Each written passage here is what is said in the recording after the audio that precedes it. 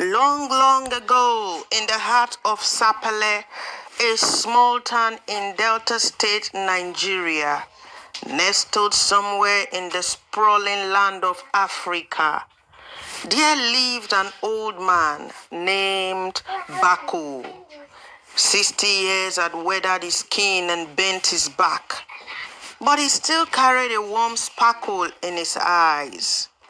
He lived alone in a crumbling thatched house at the edge of the village, surrounded by thorn trees and rustling dry grasses. The house, patched with old sacks and tins, looked like it would collapse with the next strong wind. Inside that house, however, was a kingdom, not of gold or riches, but of shoes. Shoes of all shapes and sizes, worn soles and broken straps, lined the walls and were stacked in corners. Leather, rubbers, plastic, all waiting for the master's hand to bring them back to life. That master was none other than Bako, but no one called him by his real name anymore. To the people of Sapele, he was Uncle Shu. Children would chase him down dusty roads, their bare feet slapping the ground, calling out with joy, "Uncle Shu! Uncle Shu!" And with a smile that could melt the hardest of hearts, he would stop and say, "No, no, call me Uncle Rainbow Shoe, because I am like the rainbow. Everybody loves me. Ha ha ha." The children adored him, and he adored them back. His laughter echoed through the village like a song, and his presence brought comfort like the smell of rain after a long drought. Yet, for all the joy he spread, Uncle Shu lived in silent loneliness. His house filled with shoes, but empty of company, was considered too dirty, too poor, too strange. Parents warned their children not to enter. No one ever stepped through that crooked door, though nearly every household had a pair of shoes brought to be mended.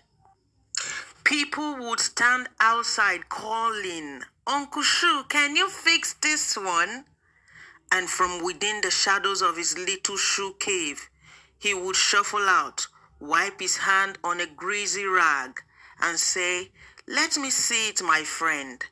His hand cracked and blackened from years of toil, worked magic, turned broken sandals into shoes that could walk 1,000 more miles.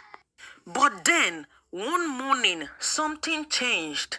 The air felt heavier. No laughter rang out. The people waited, but Uncle Shu did not appear. He was gone.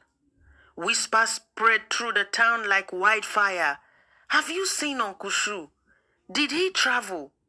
Maybe he moved to another village." Days passed, then weeks. Still, no one dared to enter his home. Then came the stench, an awful rotting odor that spread across the air like a curse. It came from Uncle Shu's house.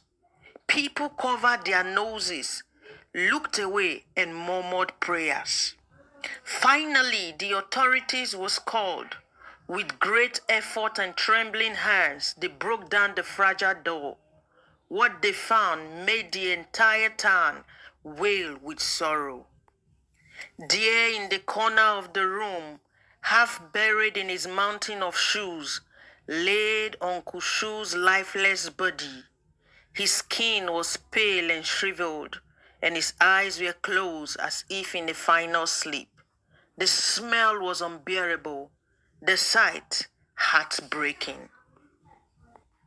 After an investigation, it was discovered that Uncle Shu had fallen ill, too weak to call for help, too alone to be found. He had died in silence, surrounded not by people, but by the very shoes he had lovingly repaired for so many years.